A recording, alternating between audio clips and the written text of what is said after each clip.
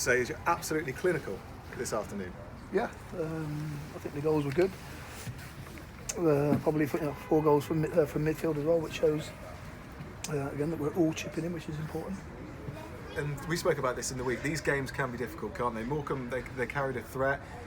They had plenty of confidence. Their form's been up recently. First half, they had a couple of chances as well. Yeah, again, I've got to say, I think under Derek, there's been. I think the recruitment has been very good. They've got dynamics in their team. They can handle the football, and they will cause teams problems. And again, it's a difficult game for these. They're coming away. They've got confidence because of the result they had on Tuesday night against Port Vale, who are a solid, structured team that have got good shape, good understanding, and they cause them problems. You got the goal, and you got the second goal just before half time, which cliche, but it is always a crucial one, isn't it? Yeah, and again, probably that's more of a Paul Anderson goal than the first one. I don't think he scored many 25-yarders, but no, I think himself, Nicky Adams, they go on little runs of scoring goals and being a goal threat. I think that's been the only thing that probably is a criticism would say with Ando is he's had been getting some good opportunities. Things haven't quite been falling for him. Probably a lot better opportunities, but pleasing to get him on the score sheet. And again, Nicky, things we've been working on with Nicky is keeping him inside of the game, so he's able to get there, to be in the right place at the back stick. Barney would probably tell you that's they call it. Trying to get technical, they call it POMO position of maximum opportunity. When you do your coaching badges, you'll hear about that. And there's one of those, being in the right place, the ball's being coming in from the other side, you're in that position there. You'll get tap-ins, you'll get saves off the goalkeepers landing to you, but being inside of the game as a wide player, a great position to be in. Who's claiming that second goal? So Ryan Watson was pointing at himself and running away, wasn't he? Paul Anderson won't be too happy about that. What's your verdict? I think Ryan's got everything today, and he's got man of the match. He's claiming that, and he had a bollock in at half time as well. There you go. Paul Anderson, as you mentioned, we spoke in the week. He signed his new deal. Been fantastic for the team since he's come in, and you said all he needed to do is add goals to his game. Yeah, I think his attitude has been first class. I think he's bought into what we're trying to create, and he understands the importance of what we're trying to create, the environment, and his experience, his knowledge, and also his wealth of experience from being at other football clubs. He's one of those that's bought into it, and the more people you get buying into the environment we're trying to create for the players, it means the less time I need to spend in the changing room, because I think what you try and do is when you come in and you create the environment, the best thing you can do then is leave it and let it grow. The more time as a manager you haven't got to be in there, the better changing room you've got. Let's talk about the fourth goal, because what a strike by Chris Lyons. We were saying in commentary, the amount of times you see that strike clearing the stand, he's absolutely peached it. Yeah, and I think again, the longer the game was going on, the more we were seeing the Chris Lyons that was brought to the football club, landing on second balls, dictating play, getting forward, and having strikes at goal. And again, I think Chris will, if you speak to Chris, he will tell you himself, he is a slow starter. And again, he's had a new environment to come into.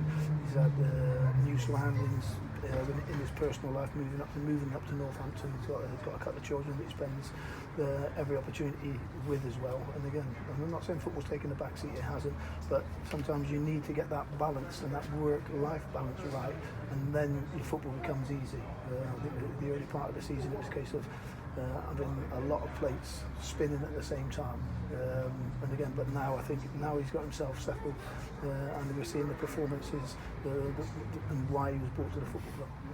We've spoken a lot in the last couple of weeks about the tremendous away support you've had at Burton and at Salford, and it was a really good atmosphere in here today. It was loud, 4,700 people, but there wasn't many Morecambe fans either.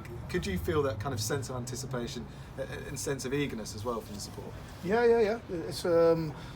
It's probably one of those things. During a game, I try not to really interact with the crowd because I'm focused. I think probably it typifies it. Where I came in on Wednesday.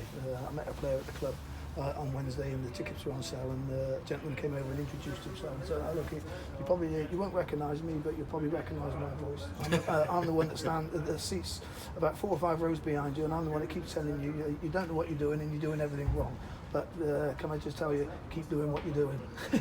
so again, we're trying to build, and I've said it before and I'll say it again, our supporters, home and away, play a massive part. Big week for your side. First box ticked, but Leyton Orient to come, Derby next Friday as well. But it's a good start. Again, I think the important thing is something that I've said before, and I will repeat it. Tuesday is our focus, because that's another opportunity to represent the football club and get 3 points.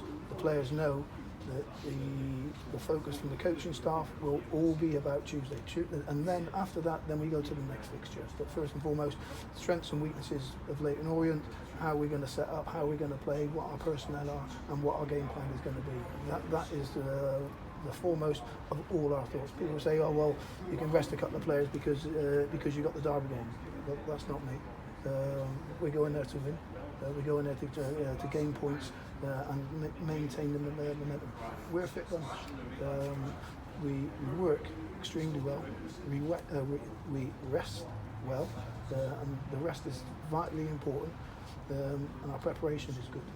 And again, fitness, I think we saw at the end, they've gone a little bit brave by leaving one upfield. We've got our set up. We leave one back. They got first contact and cleared. By the time the lad had his second touch just over the halfway line, we had 7 of our bodies back in our own half. And with a minute and a half to go on the clock. So attitude, mental approach, physicality, we're in a good place. Yeah, and just on the fitness, just a final one. You seem to get through today pretty unscathed as well, which is got to be pleasant. Yeah, you'll find that when things are going well, the knocks, the bumps, the bruises, players train through them. When you go to a football club and things aren't quite going right, you have players missing days with a twisted sock. Congratulations, well done today.